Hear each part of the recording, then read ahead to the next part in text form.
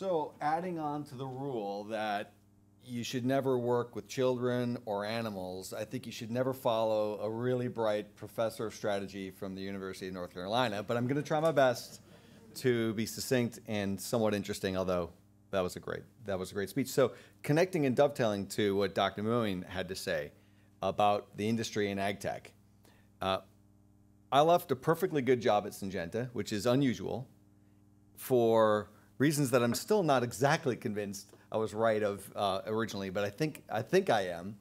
And those reasons are the following: that those folks that, what were they on? Yeah, assets of these human resource assets that will be starting to come available in the agricultural horizon that's real. And the ideas in academia that are coming out are real. So our thesis, and I've got a couple slides to walk through because what's a presentation without slides?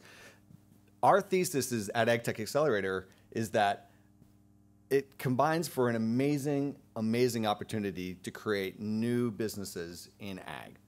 And that the time is right to do that. So what we're trying to do at AgTech, and we're not the only ones, there's certainly others and different vehicles for which to pursue this, but ag desperately needs different vehicles to combine resources in the earliest stages of entrepreneurialism to build new companies. So that's what my bit's going to be about, and I'll breeze through a few slides and then take questions. The idea of an entrepreneur, just to throw the Webster definition that I copied and pasted from the internet onto this, I thought was really interesting. I like definitions are really helpful, and I liked the first definition, which seems to equate to, for me, to be the obvious and true way that we think of entrepreneurialism, at least at AgTech Accelerator. But the second one was even more interesting because it's a promoter in the entertainment industry. It was directly related to the French base of what entrepreneur is all about. And I guess that's actually really true because in engaging in this really difficult to do area where you're finding new technology, building a capital story to follow really smart capital into that business, back it up for an extended period of time where there's a lot of ambiguity and a lot of risk being taken, especially in agriculture where there hasn't been, although we'll hear one following from Nick Duck, there hasn't been a ton of successes that can be pointed to. We believe that's going to change, but we believe it's going to take a certain recognition by the market and venture capital to make it occur. So one of the theses that we would say is true, and happy to have a kind discussion about this on the side after the presentations, is that ag, unlike other industries, particularly over the last 10 years, has not engaged in a huge, meaningful shift in business models. Business models generally are the same as they've been since Roundup Ready beans went from 0 to 95% market share in 2 seasons. So as we see other industries, including healthcare and healthcare insurance, and of course in biotechnology and biopharma, these shifts towards consolidation have always co-emerged with new business models and new entrepreneurial approaches. And we think that the time is right now for ag and ag tech to pursue a meaningful convergence such as this as well. I'm really fighting not to move away from the podium because I'm a wanderer, and I was told that I'll get electric shocked if I wander away from this, so I'm looking at my guy. So this is the way we look at ag across the continuum at AgTech Accelerator. So the idea is the shift has to be looked at holistically, and the ag sector being a good 12% of GDP globally equates to as much as spent as on human health. So this is a super interesting sector. This should attract venture capital like gangbusters. Yet, as you saw in Jacob's original slides, it's only been the last 2 years in which venture capital has arisen to the fact that maybe ag is an interesting sector. And there's a lot of different reasons for that, but we would say that part of it is all of those logos in the bottom, and that's just a drop in the bucket of the players that emerge in ag. And in ag, there's not a single payer system either. In ag, we have to prove the technology. The technology only gets bought when it's useful. And really interestingly, we at AgTech Accelerator have these quarterly board meetings, and we try to position them to talk about emerging opportunities in ags. Looking for the white space, looking for where there's friction in this continuum. We'll bring in a guest speaker the night before for our board dinner. And this last week, we happened to have our board meeting. We brought in the head of R&D for General Mills, brilliant guy named Jim Kirkwood. And Jim sits way on that far right end of that continuum. He's over on what are the consumers looking for. And when we think, coming from Syngenta, I have a very biased mind. I think of AgTech as something from the very start, from the Elanco's and Syngentas and Bayers and Dow's and DuPont's, the R&D technology companies. Yet there's been this chasm and these intersection points which can be connected, and we feel that those connecting points will provide for a huge amount of value for entrepreneurs and open up exits in this space. So the interesting thing that Jim said, it stuck with me, was that you got to think about what the job is. What's the job that the food is doing? Because people don't eat food for fuel. There's a job that it's doing. And so always checking into what the job the food is doing will help you think through to what technology can be when you're starting to develop at the very front.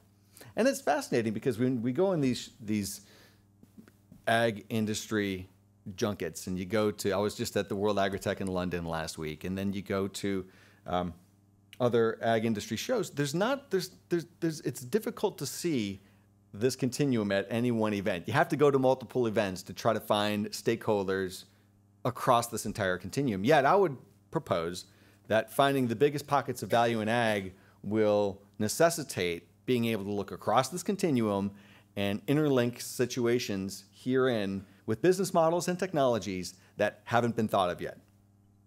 So with that in mind, when I was at M&A at Syngenta, I promised myself that if I saw one more slide deck that talked about the 2.5 billion more people by 2050, I was going to throw it in the garbage and make sure never to invest in it.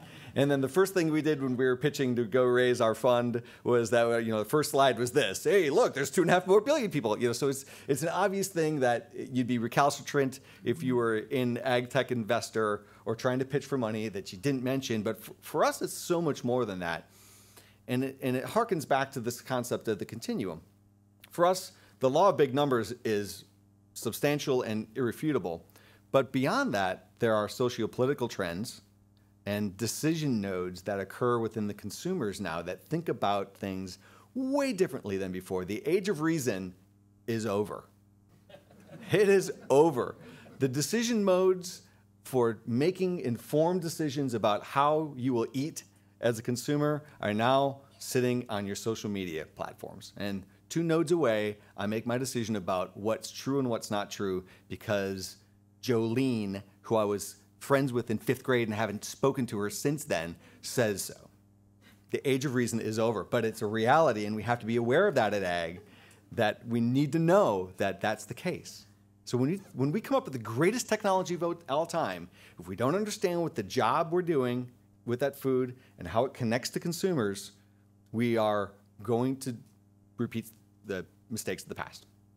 We also think about the business of farming and the agronomy of farming as 2 very interesting ways that we can find new investment, form new investment thesis. The agronomy of farming is, of course, changing, and that's where we comfortably spend a lot of time. Dr. Jeff Rosashan, our CSO, and myself spend a lot of time talking about the agronomy of ag and how to change the input factors around ag. But yet the business of farming is changing a ton too. And there are a lot of people saying, hey, I can help you out with your farm workflow decision making. And if you look at the market map of all of the new entrants in that space, it's prolific. Yet when you check back in with growers or producers, the use rates of those systems aren't exactly adopting at a rate like Roundup Ready soybeans in 1995. So I think there are opportunities around the business of farming and the decision-making workflow, certainly. But for us, maybe most prolifically, there's this academic piece. And Dr. Moeen pointed out so prolifically that in the academic space, there's large amounts and chunks of opportunity, but it won't necessarily come from spaces that you might think it should come from. it's interesting doing a little bit of digging on this because we have a sister company called Accelerator Corporation. They've been at this 13 years ago, little pattern recognition. They saw the same thing happening in pharma. That's happening now in ag. Hey, there's a bunch of consolidation. Hey, there's going to be some really great people available. Hey, why don't we put together some really great venture companies and some strategics and build a platform where there's access to facilities and throw it all together and see if we can't build some great companies. So they saw that 13 years ago at Accelerator Corporation. But the thing that's been a little bit different in dealing with my associate, Thong Lee, who runs Accelerator in New York and Seattle, is that he talks about PIs all the time and how much depth of resources there are for these PIs at these human health-based universities to dip into federal funding. I'm like, wait a minute, okay, so what is the NIH again? Because I mean, I had no idea coming from ag what this pool is all about. So in this just large gray, like, you know, huge planet, well, Pluto type thing here, 157 billion is the USDA budget. Of that, about 3 billion is dedicated to research, education, economics, a lot smaller than that big gray thing. And the National Institute for Food and Ag, which would supply the portion of the grants that would go to ag schools, is 1.5 billion. And actual grants through NIFA is 294 million. Now you compare that to what flows through NIH in grants, which is 70 billion. It's a huge jump shift. It's like incredible. Like, okay, so I get it now. In ag, we've been really focused on subsidizing crops through crop insurance. That's a big part of that gray bubble. And another big part of that gray bubble is helping support the land grant universities through extension services, which is an awesome, incredible service, but yet it's been at the trade-off of investing in basic research in agriculture. So that forces us in ag, when we're thinking about changing business models and changing what we could do entrepreneurially in ag, to have to think about human health crossovers.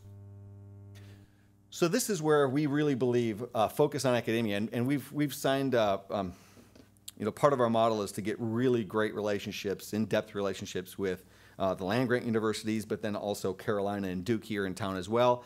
And it's been fascinating to see and talk to, even at Purdue or even at Penn State or at NC State right here in Raleigh. And you see a quote here from Dean Litton, where there's this interest from the ag side to talk about an ag technology from an ag-focused professor or PI. Yet the one that we actually found the most interest in is the person who has developed the technology, not for ag. And then we say, well, have you thought about this in agriculture? What? Well, no, tell me about ag. And they're so unfamiliar with those sticking points in ag that connecting a good basic domain knowledge of what's going on and where the trigger points are in ag for value inflections, and where there are pockets of academics, and Dr. Moen really pointed this out well, that this is where a lot of early stage innovation, when industry shifts come from. That's what we're really engaged in and trying to focus on. So what we do, 2 more slides, and then I promise I'm done. So this is not meant to be a commercial. It's meant to be we're here in RTP. We want it, presumably you folks are too, because you're at the North Carolina Biotech Center. We want to build as many great ag tech companies as possible. We want to get them started, up and running, and shifted into an overdrive mode where they don't need us anymore. So the whole idea of AgTech Accelerator is to identify a great emerging technology, put together a sophisticated set of investors. So we've got Bayer, Syngenta, Elanco, Hatteras and Pappas here locally. Alexandria is a strategic investor as well, with the flexible space that they allow us to have access to here in the park and other innovation clusters, for that matter. And then Harrison in New York, Arch and Flagship, and a really great family office out of Nashville called Mountain Group Capital. So we build this consortia together, and if we do what we want to do right, and it's not for everybody. This is not fit for every technology, and it's not for every entrepreneur. And there are other great models. There are Y Combinator-ish models that can apply into ag. There's Yield Lab in St. Louis. There are other great models that can help early stage entrepreneurs access, help me make a pitch and help me get some early stage funding just so I can get over this first hump of getting my roadshow on the road. Give me $200,000 worth of capital so I can just quit my job and see if I can focus on this. Those are really viable, great models. It's not what we do, though, at AgTech Accelerator. What we're trying to do is really curate and identify scientific founders or entrepreneurs that would want to engage, maybe not quit their full-time job at Carolina or Duke or State, but would want to engage as a scientific founder and allow AgTech to do the really, really heavy, hard lifting that has to occur in the first couple of years of trying to do a milestone-based scientific startup, which would include, how do I get my money raised? What's the right value inflection point to set for the first milestone? How do I get my next money raise then done? If it's a $20 million Series B round, that if we do these 3 things, how can I get access to that money?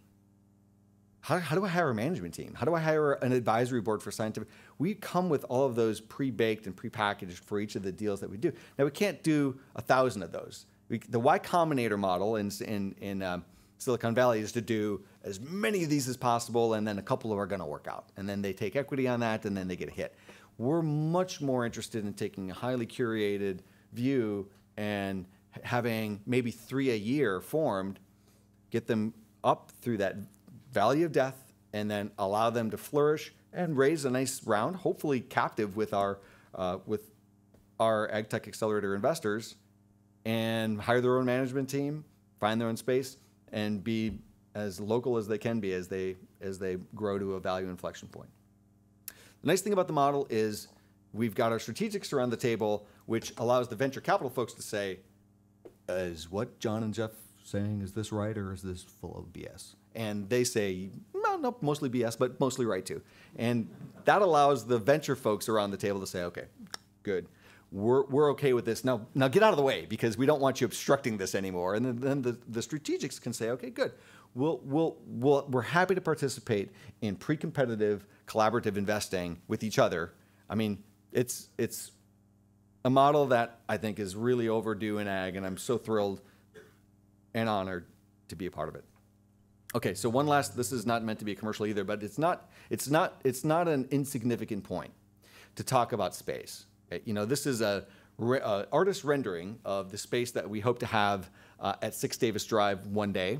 A lot of it depends upon the success of our companies and as they evolve. But the notion of having a flexible access to space where you could say, I need 12 linear feet of bench space at a rate that doesn't kill me for a bit of time, maybe 3 months until we hit an inflection point, and then I might need a whole lab, or I might need nothing. That is a hard thing to find in the park. And when you add greenhouse space on top of that, or access to field space as well, it's really difficult. So those things that have kept venture investors or entrepreneurs out of dipping their toe into ag, those things we're trying to take off the table so an entrepreneur or scientific founder can focus on what they really want to focus, which is building the value of the business. So that's what we do. Happy to take any questions about our model or ag in general. And thank you again for the time to be able to chat.